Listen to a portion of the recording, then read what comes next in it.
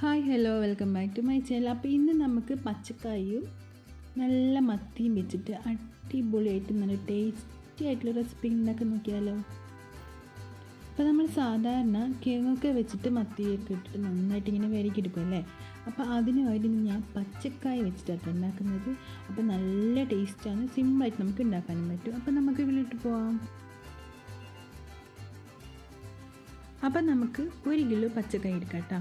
ഇതുപോലെ മൂത്ത് വരുന്ന വിധത്തിലായിട്ടുണ്ടാവുന്ന പച്ചക്കായ ഉണ്ടാവുമല്ലോ, നന്നായിട്ട് ഇങ്ങനെ മൂത്തിട്ട് അതിൻ്റെ കളറൊക്കെ ഒന്ന് മാറി വരുന്ന ഒരു ടൈപ്പുള്ള പച്ചക്കായ എടുക്കുക. ഇതിൻ്റെ തൊലി കളയാട്ടോ.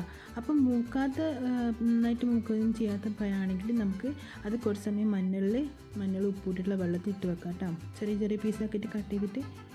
അപ്പോൾ ഞാനിപ്പോൾ ഇവിടെ ഒരു 1/2 കിലോ മത്തി എടുത്തിട്ടുണ്ട്. നന്നായിട്ട് കൈക്ക് വൃത്തിയാക്കിയതിന് ശേഷം ഇതുപോലെ ഒരു പാത്രത്തിലേക്ക് വെച്ച് കൊടുത്തിട്ട് നമുക്ക് ഇതുപോലെ പച്ചക്കായിൻ്റെ തൂലിയൊക്കെ കളഞ്ഞിട്ട് അതും കൂടി വെച്ചെടുക്കാം കേട്ടോ. എന്നിട്ട് ആവി കയറ്റിയെടുക്കാം കേട്ടോ. ഇനി ഒരു 10 മിനിറ്റ് വെക്കുമ്പോൾ തന്നെ നന്നായിട്ട് കുക്കായി കിട്ടും. അപ്പോൾ ആ ഒരു സമയത്ത് നമുക്ക് ഒരു മിക്സിയുടെ ജാറിലേക്ക് ഒരു പിടി തേങ്ങ, ഒരു 1/4 കപ്പോളം തേങ്ങ, 2-3 ചെറിയ ഉള്ളി, കുറച്ച് കറിവേപ്പില, 2-3 പച്ചമുളക്, നമ്മൾ എരിവിനനുസരിച്ചുള്ള പച്ചമുളക്, 1/4 ടീസ്പൂൺ ചെറിയ ജീരകം, 1/4 ടീസ്പൂൺ വലിയ ജീരകം കൂടി ഇട്ട് കൊടുത്തിട്ട് 1/2 ടീസ്പൂണോളം മഞ്ഞളും കൂടി ഇട്ട് കൊടുക്കാം കേട്ടോ. നന്നായിട്ടൊന്ന് അരച്ചെടുക്കാം. അപ്പോൾ ഇതിങ്ങനെ അരയ്ക്കുന്ന സമയത്ത് എന്നോട് ഒരു പീസ് ഇഞ്ചി ഇടാൻ മറന്നു വെച്ചിട്ടുണ്ട് കേട്ടോ. അപ്പോൾ ഇഞ്ചിയും കൂടിയിട്ട് നന്നായിട്ട് നരച്ചിട്ട് മാറ്റി വെക്കാം. ഇപ്പോൾ നമ്മളെ പച്ചക്കായി മത്തിയൊക്കെ റെഡി ആയിട്ടുണ്ട്. അപ്പം പച്ചക്കായുടെ ചൂടൊന്ന് ആറി വരുന്ന സമയത്ത് നമുക്ക് ഇതുപോലെ മിക്സിയിലേക്ക് ഇട്ട് കൊടുത്തിട്ടൊന്ന് നന്നായിട്ടൊന്ന് ക്രഷ് ചെയ്തെടുക്കാം.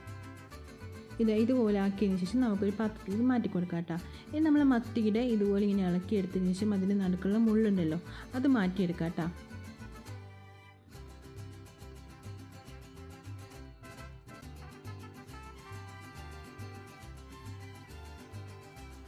ഇപ്പം നമ്മൾ മത്തിയുടെ മുള്ളൊക്കെ കളഞ്ഞിട്ട് നല്ല സൂപ്പറാക്കിയിട്ട് നമ്മൾ ഇതിലേക്ക് തന്നെ പഴത്തിൻ്റെ കൂടെ തന്നെ ഇട്ട് കൊടുത്തിട്ടുണ്ട് കേട്ടോ. ഇനി നമുക്കിതിലേക്ക് ആവശ്യത്തിനുള്ള ഉപ്പും ഇട്ട് കൊടുക്കാം. അപ്പം നമ്മൾ പഴം വേവിക്കുമ്പോൾ മത്തിയിലൊന്നും ഉപ്പിട്ടിട്ടില്ലല്ലോ, അപ്പോൾ അതിനാവശ്യമായിട്ടുള്ള ഉപ്പും ഇട്ട് കൊടുക്കാം. ഇത് നമ്മൾ നേരത്തെ അരച്ച് വെച്ചിട്ടുള്ള തേങ്ങ ഉണ്ടല്ലോ അതും കൂടി ഇതിലേക്ക് ഇട്ട് കൊടുത്തിട്ട് നന്നായിട്ടൊന്ന് മിക്സ് ചെയ്ത് കൊടുക്കുക. അപ്പോൾ ആ ഒരു സമയത്ത് തന്നെ നമുക്കിതിലേക്ക് 1 കപ്പോളം വെള്ളവും കൂടി ചേർത്ത് കൊടുക്കാം കേട്ടോ. എന്നിട്ട് നന്നായിട്ടൊന്ന് മിക്സ് ചെയ്തിട്ട് ചൂടായി വരുന്നത് വരെ നമുക്കൊന്ന് വെയിറ്റ് ചെയ്യാം കേട്ടോ.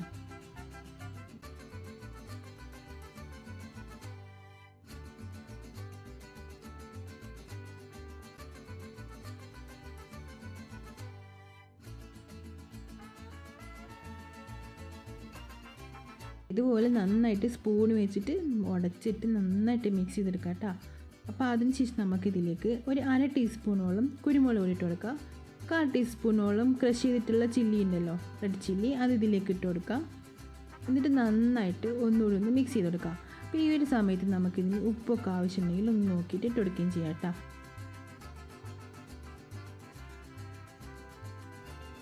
ഇപ്പോൾ ഇതെല്ലാം കൂടി നന്നായിട്ട് മിക്സ് ആക്കിയിട്ടുണ്ട്. ഇനി നമുക്കിതിലേക്ക് കുറച്ച് വെളിച്ചെണ്ണയിൽ ഒരു 2-3 ടീസ്പൂണ് വെളിച്ചെണ്ണയിൽ 5-6 വറ്റൽമുളകും കുറച്ച് കറിവേപ്പിലയും കൂടി ഇട്ടിട്ട് നന്നായിട്ടൊന്ന് ചൂടാക്കി എടുത്തതിന് ശേഷം ഇതിലേക്ക് ഇട്ട് കൊടുത്തിട്ട് നന്നായിട്ടൊന്ന് മിക്സ് ചെയ്തെടുക്കാം. ഇപ്പം നമ്മൾ അടിപൊളി റെസിപ്പി ഇവിടെ റെഡി ആയിട്ടുണ്ട് കേട്ടോ. നമ്മളെ പഴവും മത്തിയൊക്കെ ഇട്ട് നല്ല സൂപ്പർ ടേസ്റ്റാണ്. അപ്പോൾ എല്ലാവരും ട്രൈ ചെയ്ത് നോക്കുക. ഇഷ്ടപ്പെട്ട് ലൈക്ക് ചെയ്യാനും സബ്സ്ക്രൈബ് ചെയ്യാനും ഷെയർ ചെയ്യാനും കമൻറ്റ് ചെയ്യാനും ഒന്നും മറക്കരുത്. അപ്പം നമുക്ക് മറ്റൊരു വീഡിയോ പിന്നെ കാണാം. Bye, thank U.